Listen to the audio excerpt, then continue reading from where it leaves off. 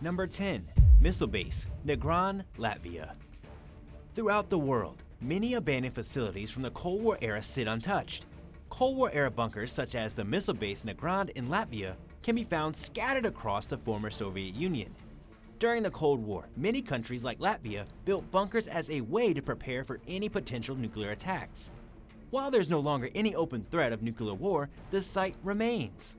Around 1961, the site was used for storing early generation Chusovaya missiles. And after its final closure in 1982, the monumental bunkers which were used in the Cold War era have now been preserved and turned into a historical site. During the Cold War, both the US government and the former USSR built bunkers, weapons, and labs for sustaining the upcoming potential nuclear war. When the threat of nuclear war cooled, many of these projects were shelved. There's a reason why missile silos and missile sites are considered national treasures in many of these places.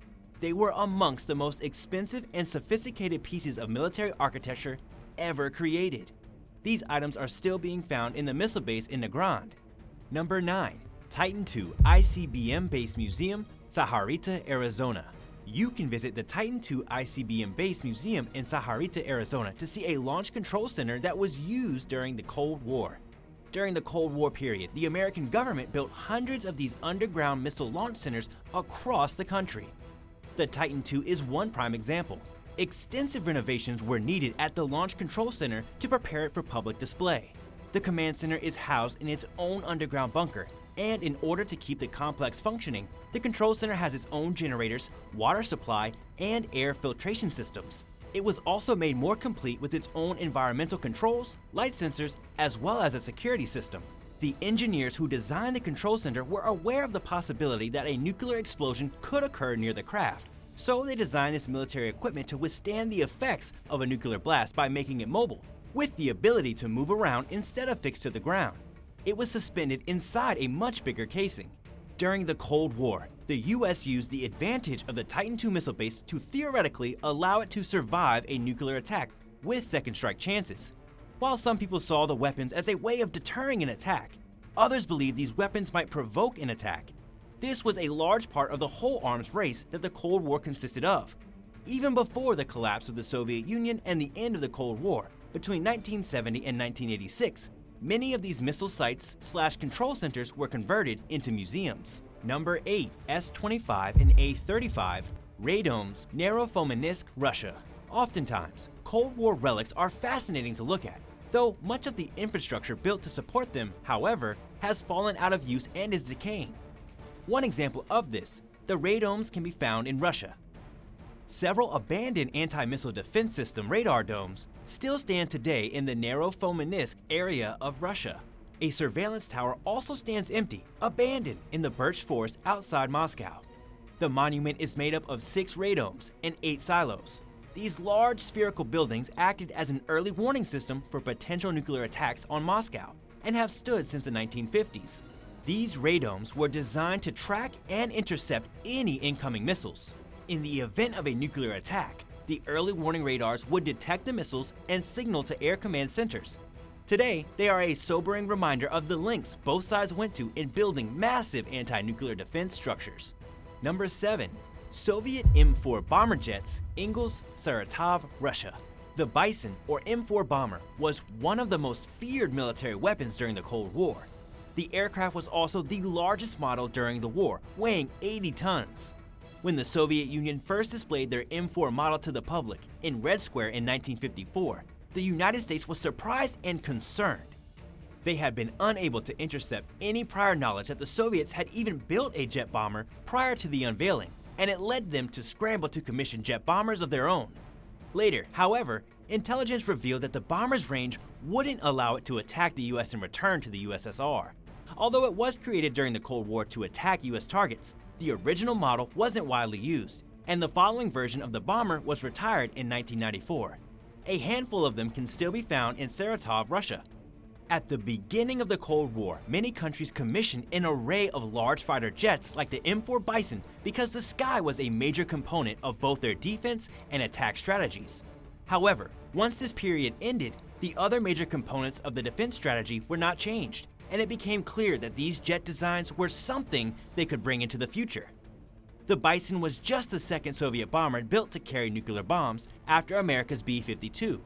Both the B-52 and the M4 were some of the first jet bombers to use smart electronics, radar, and other cutting-edge technologies.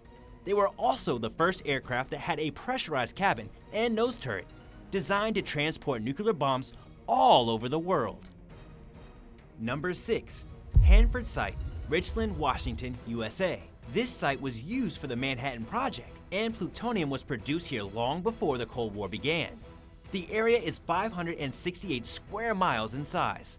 As the weaponry race with the USSR progressed, the US government added new reactors to its energy program. The then President John F. Kennedy himself even made a special trip to dedicate a reactor project. By the time the Cold War ended, the Energy Department had produced massive amounts of nuclear waste, and decades later, in 1989, the US Department of Energy embarked on an era of cleanup and transformation for the area. This was an aim to transform the site into a global hub for clean energy technologies. Although the end of the Cold War has removed the reason for many of these expensive projects, the government continues to work on them, arguing that other reasons like energy security, advances in science and technology, and improved relationships with other countries justify the projects.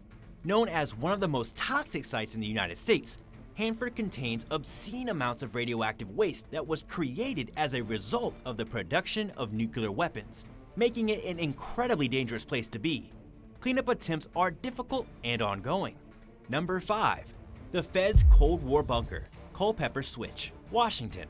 The Culpepper Switch was intended to keep the Federal Reserve operational in the event that Washington was wiped out in a nuclear war. Pretty smart, right?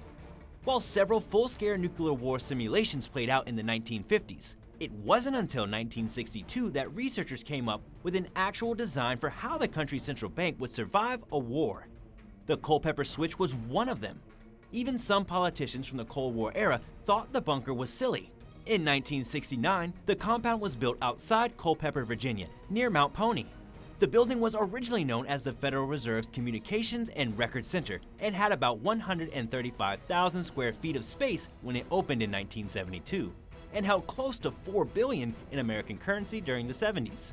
During the war, if there were a nuclear attack by Russia, the bank would have to be able to communicate with others even if the phone lines were down. The Culpepper Switch was one of several highly secure bunkers that the US used during the Cold War. Recently declassified documents revealed that the Culpepper Switch used a groundbreaking internet protocol.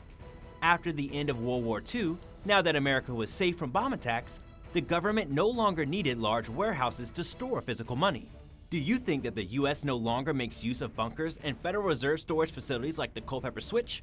Or do you think there may still be active fail-safes in place? Let us know in the comments below, and don't forget to like and subscribe for more awesome content. Number 4. The JFK Bunker, Peanut Island. A list like this isn't complete without former American President John F. Kennedy's bunker, a little-known remnant from the Cold War era. Like many other presidents and world leaders during this fraught period, Kennedy had a bunker installed under the White House to prepare for possible nuclear attacks.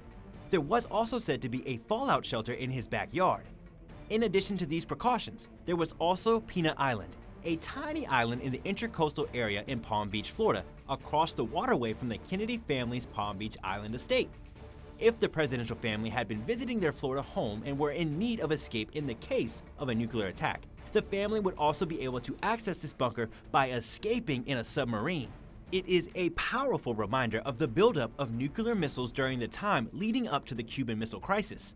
The bunker was constructed quickly and secretly to protect the president and his family. Located in a forest and underground, the facilities were left abandoned until it was restored by the museum in 1999. The preserved bunker looks almost exactly as it did in 1961 when it was built. One strange missing feature? Though meant to house the president and his family in the event of a nuclear attack, the bunker did not include any toilet facilities. Yikes! From a distance, the bunker looks like a giant dollhouse squatting atop a large, gray drum that runs underground into the lake. Owned by Palm Beach County, currently after a dispute with the museum's proprietors, the bunker facilities aren't very well known, though the surrounding sandbars and camping areas on one part of the small island are popular boating party spots for the locals in bikinis and board shorts. Number 3. Plot M, Willow Springs, Illinois. If the average American's awareness of the dangers of nuclear waste as a form of contamination had been as high as it is now, some Cold War relics might have been more carefully stored. This hunk of stone looks like a tombstone, but there's nothing buried here. The gravestone is located at the site of the former Argonne National Laboratory. The stone, which once stopped radioactivity from coming into contact with air, was made of graphite and uranium. In addition to the stone, you'll also find a number of other reminders of the lab's past, including a few other concrete inscriptions with historical details. They were once experimental nuclear reactors located in the lab during the Cold War era. These laboratories were also used for testing bomb materials. While the actual laboratories that were operational during then are now abandoned, they left behind lots of radioactive waste that remains dangerous. No matter whether you're a government official, a student, a passerby, or a scientist, you should probably avoid digging into that old burial area. There's an extremely high risk of contamination. Number 2. The Greenbrier Bunker, West Virginia. While the Greenbrier Bunker isn't technically abandoned, it was never used for its originally intended purpose, and now has become both a historical landmark and resort. Back in 1955, American President Eisenhower asked the Department of Defense to come up with an emergency protocol for Congress to follow in the event of a potential nuclear strike on the capital of Washington, D.C. Even if the entire city was destroyed, there would need to be plans in place to keep the government able to function. So, a nuclear bunker that could safely house all 535 members of Congress, and a convenient location that was close enough to escape, but far enough away to avoid the fallout, was chosen. The place? A luxury resort located in White Sulphur Springs, West Virginia. Greenbrier was chosen because it had previously served as both a World War II internment facility and later as a military hospital. Now, tourists can schedule a tour of the former bunker as well as stay in the resort. Number 1. The X-10 Graphite Reactor, Tennessee. Located at Oak Ridge National Laboratory in Oak Ridge, Tennessee, the X-10 Graphite Reactor is one of the first nuclear reactor sites built, originally a part of the Manhattan Project in World War II. It was actually the world's second artificial nuclear reactor. It was continuously active for many years, and during peacetime was used for several purposes, including hospital-grade nuclear activities. However, the site was shut down in November of 1963 and designated a National Historic Landmark. While it is no longer active, it is not completely abandoned, and tourists today can check out the control room and reactor face through tours offered by the American Museum of Science and Energy. Would you feel safe checking out any of these Cold War era remnants? Or would you be worried about potential radiation exposure? Do you find Cold War era history fascinating? What's your favorite Cold War era technology? Let us know in the comments below, and be sure to like and subscribe for more great videos.